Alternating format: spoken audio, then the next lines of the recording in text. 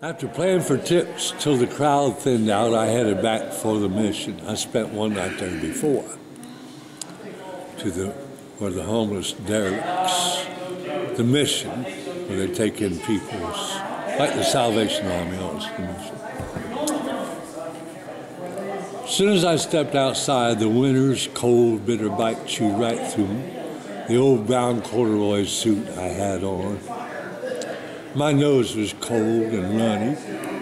My bare hands felt as though they were asleep, but I held a tight grip on the blue suitcase and my guitar case. I always carried clean clothes in case I had a gig I wanted to be present.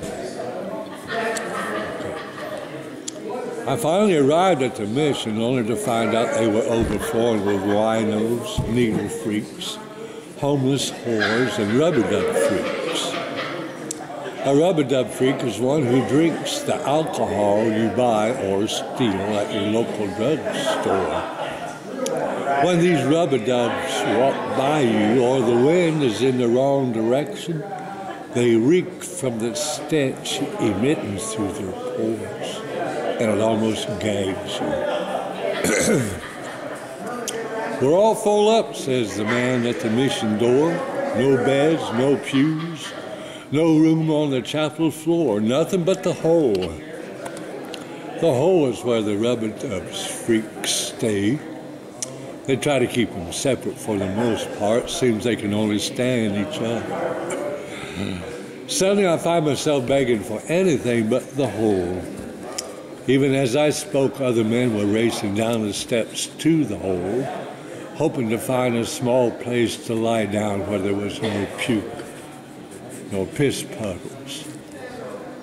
I ain't no alcoholic or drug addict. Ain't there no place besides the hole for me, I plead? Take it or leave it, he says.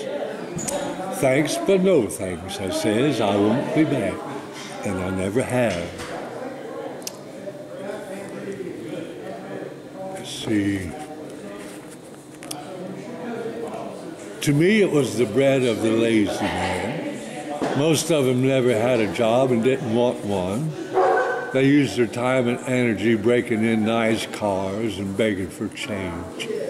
I just want a chance to play my music for the folks. Out into the cold, blistery night I went from the mission. The wind was biting at my nose and ears and whipping my hair all in my face. I pulled my coat sleeves down over the handles of the blue suitcase and my guitar case as a cold chill blew up my arms. I was pretending not to feel the numbness in my toes and fingertips. Where am I gonna go? Ain't a person I know who'd taken this long-haired, bearded minstrel man. Merchants are open, but I spent all my tips on a new set of strings and a bowl of beans. I can't sit in here all night sipping hot coffee. I gotta find somewhere out of this cold, wet weather, I'm thinking as I walk the naked streets.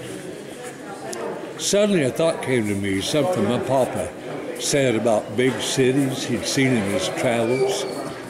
He traveled with the circus for many years. Mama says I got my wanderlust from him.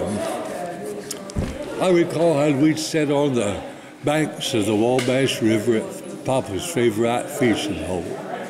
And he told us, boys, if you ever get in a big city and you're lost and know where to go, stick to the alleys. There's always a nook or a cranny you can find some shelter in.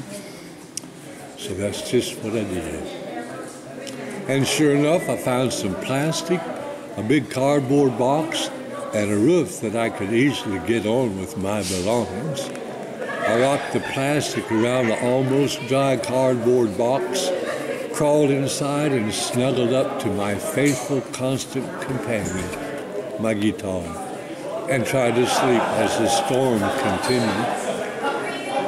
At daybreak, I went looking for a better, more out-of-the-way place.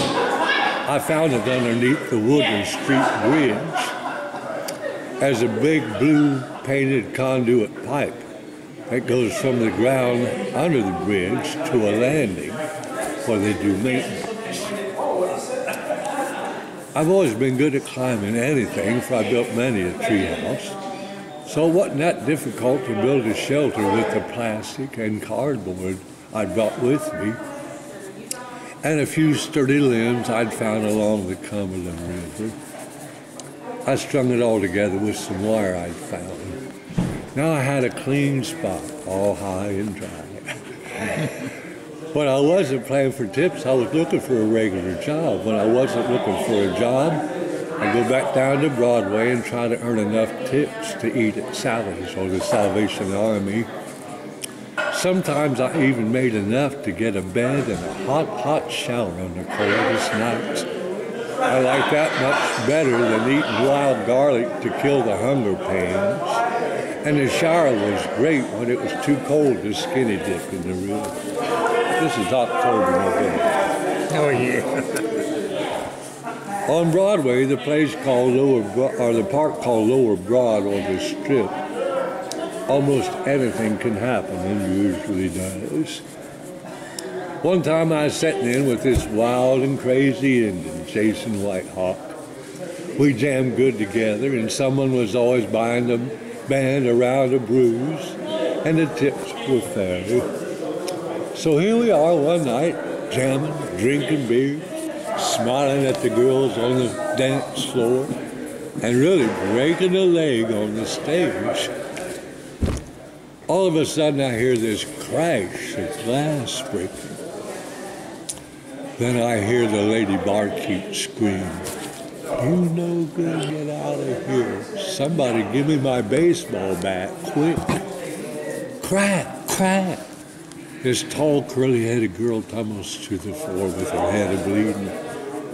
"Now you get out of here, you sorry bitch," yells the lady barkeep.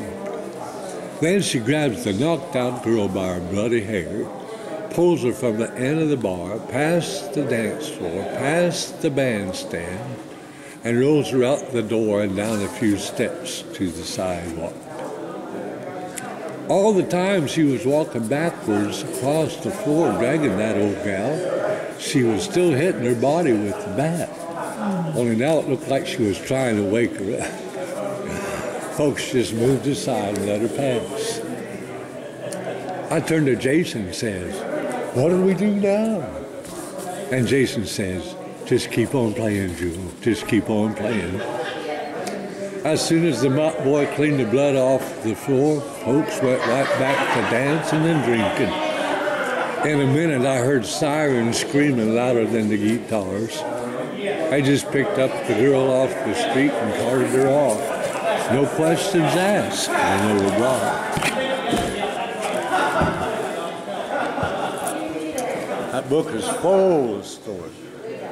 And so that's why it's 18.